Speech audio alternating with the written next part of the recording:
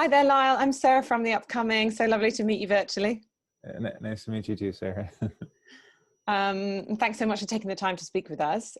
Maybe you could just kick off with a brief introduction to Wild Indian. Tell us a little bit about what people can expect if they come see the film. Oh man, I don't know. I was supposed to pitch. All right. I'm Lyle Corbine. Well, I guess officially Lyle Mitchell Corbine Jr. I'm the writer, director, producer of Wild Indian, which is about two cousins who are inextricably bound by a murder one of them commits as teenagers. And I understand the story is very personal to you. So maybe you can talk a bit about the genesis of the project and how your experiences kind of informed and brought authenticity and nuance to the characters in the story.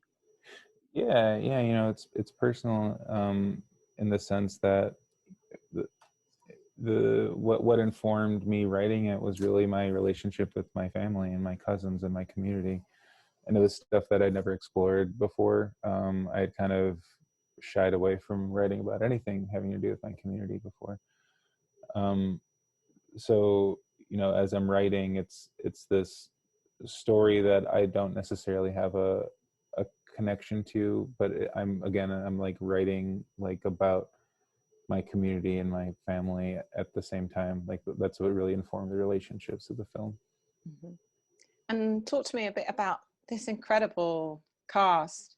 I mean, right at the center, you know, these two really strong performances from Michael Greyeyes and Chaske Spencer, but also the younger actors that you brought on board, and kind of these familiar faces of Jesse Eisenberg and Kate Bosworth. You know, so how did you put this cast together?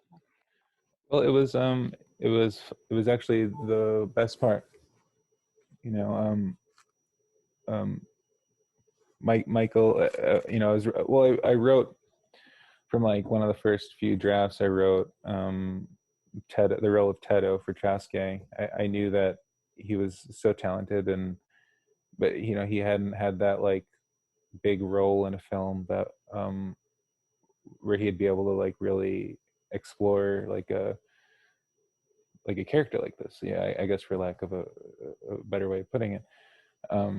I just, he had a depth to him, and he had a really great presence on screen, and I just had him in my head the entire time, and thankfully he came on.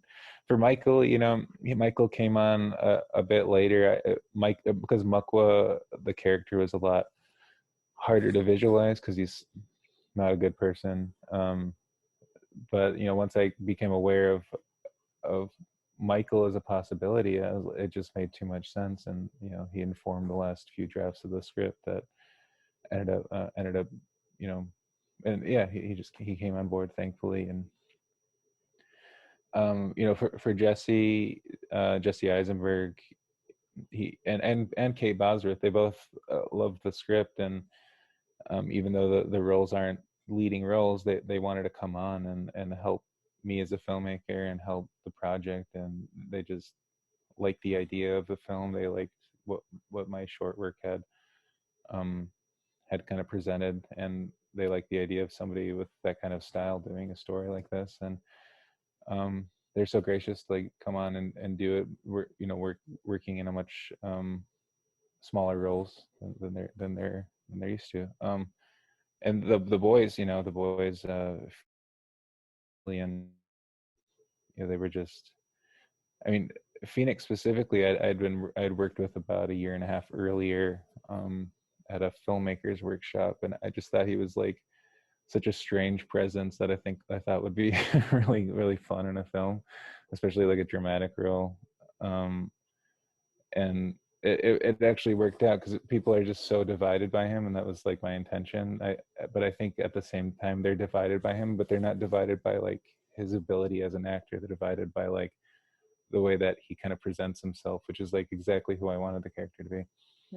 And then Julian was just a solid actor that, you know, came in very late in the process. It was really hard to find that role, and thankfully we came across Julian.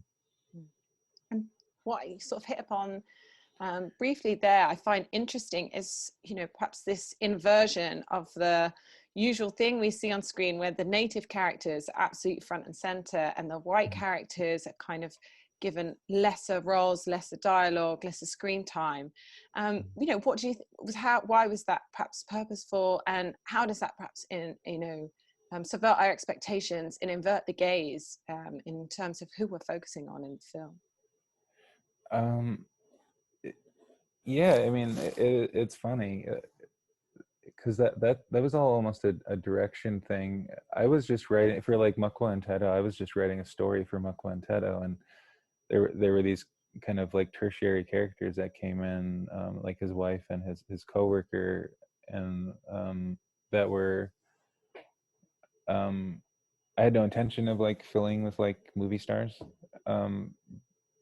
but you know, when Jesse Eisenberg started kind of getting in the mix, and then Kate Bosworth, I was like, man, that would be really cool, because he talks about wanting to do much greater things, and it would make sense that his friends would like be movie stars, like literal movie stars. And I wanted to kind of like blend that reality of like, okay, yeah, wait, no, like why is Jesse Eisenberg in this movie? He's like a movie star. It's like, oh, because Michael became a star in his own movie. You know, he's like retelling the story almost. And I thought it was like a really fun thing and a really interesting thing that I don't know if we've seen before. I guess I've seen people kind of play with people's presences, like not in that way, but you know, movies like The Old Man and the Gun, like plays with by my mentor David Lowery, really plays with the presence of Robert Redford as an older person, but using like the Robert Redford we know from the 70s, like his charm and his presence from there. So I guess it's kind of like the weird meta language of film that I was kind of getting into once Eisenberg and Kate got in the mix. And you know, what I love about these characters is it's not straightforward. You know, there is a lot of nuances, a lot of layers, and it really seems to grapple with different issues of identity, of masculinity, intergenerational trauma, and kind of, you know, the two different outcomes. It's two different people that have gone through the same thing. So, you know, what did you really want to do with that character study, and you know, what did you want to explore through these two characters? Yeah, you know, I think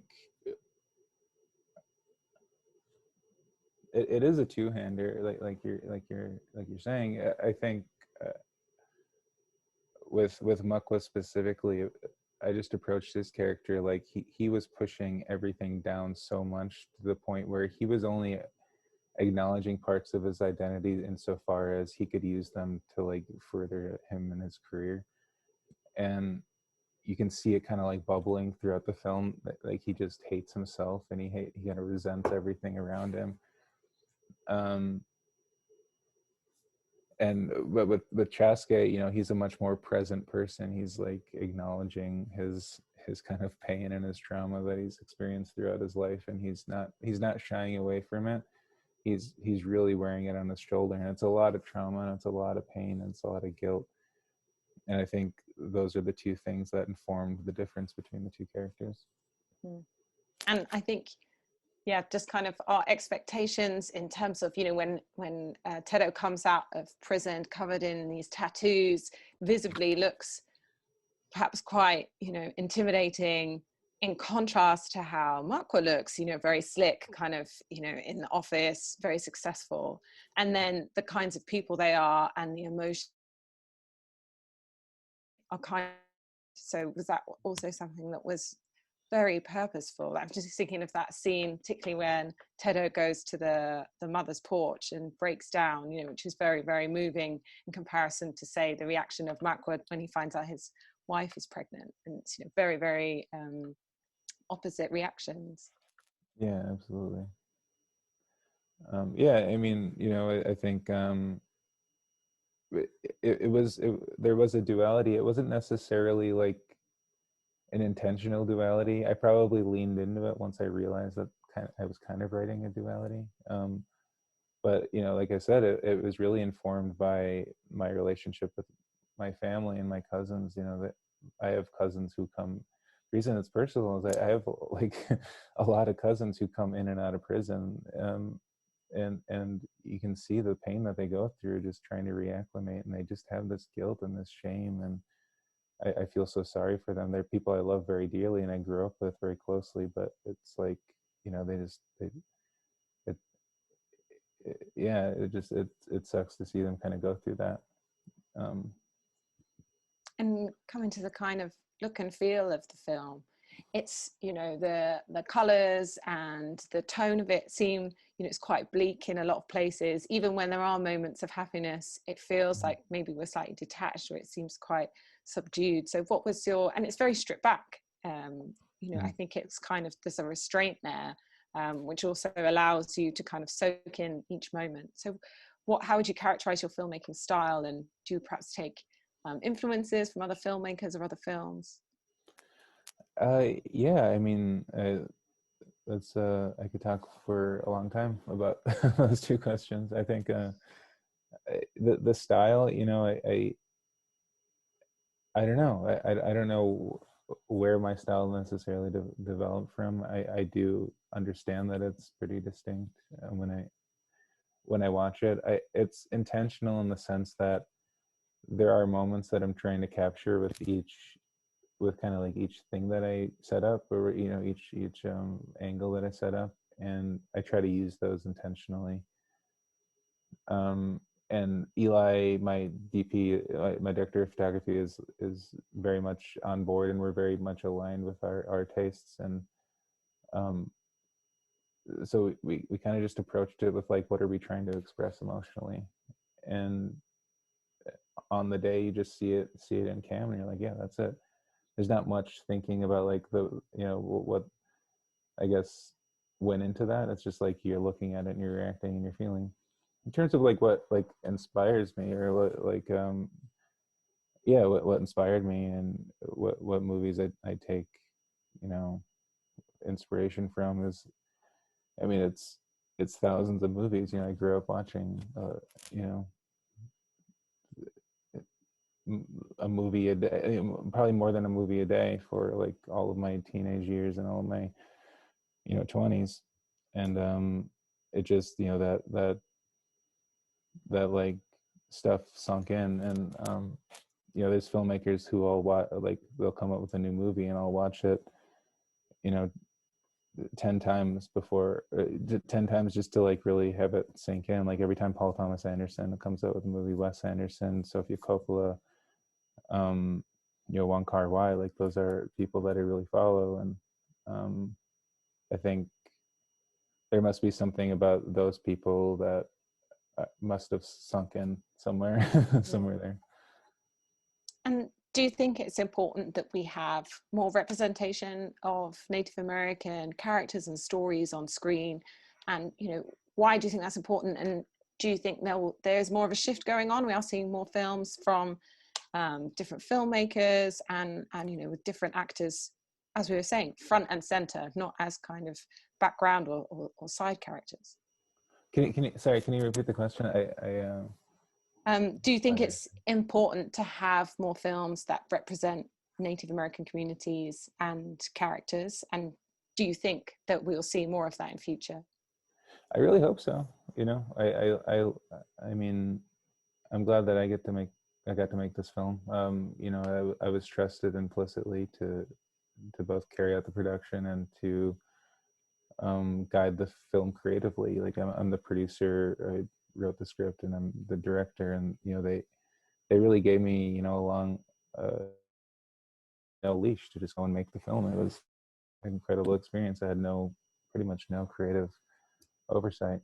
And I think the more that people recognize talent that is kind of like in those groups that don't necessarily have a lot of films, or a lot of people, like a lot of established filmmakers, the more that they can kind of entrust that the talent that they find in those communities to make these films, and to give them the creative freedom to be able to make what they want to make, the more that they'll be able to really have those kinds of important films, or those films that really represent creatively their community at the highest level. And so I think that's important. Representation is obviously important as well, but representation will come from that, I think. And do you ever think sometimes when a minority group isn't represented very often on screen, that feels like maybe there's a bit of responsibility there, or that people will kind of put a lot of, you know, they'll take a lot from those few representations that we do see. So there's, you know, a fear sometimes that people will take too much from it, and they'll be, you know, rather than being able to just tell a variety of stories and have very nuanced characters, that they'll take that as, you know, the one representation of a community. And hopefully by having more films, more characters, we move away from that. But is there sometimes that fear, that pressure? No, not at all. I mean, there's been quite a few Native filmmakers. I think that, you know, I just wanted to make the film that I wanted to make, and I was lucky enough to have that opportunity. But, you know, in terms of, you know, having the responsibility to say, represent the community fondly, I mean, I'm just like a writer, you know. I like to write about my feelings, and I like to write about my family and my people, and that's kind of as far as I like to go. If I started to think about like what responsibility I had, I might kind of like, you know, wind myself up and like never write anything. But you know, I suppose I wouldn't go out there, you know, writing horrible things about our people, and I don't think anybody necessarily would about about their own community. And you know, it does grapple with a lot of different issues. You know, what do you hope that people take away from the film? Yeah. What do I want? I mean, you know, I want people to just kind of take away. I never really think about that, but I think it just represents kind of what's in the hearts of Ojibwe people, and incidentally, you know, a lot of Indigenous people in America, in Canada, and maybe throughout the world. And can you quickly tell us what you'll work on next? Yeah, I've been working on a few projects for a while. I can't say too much, just but I'm working on like a historical drama, and a like an action film, an action comic book adaptation. Brilliant. Well, thank you so much for sharing all that with us, Much and there. thanks so much for the film, and best of luck with its release.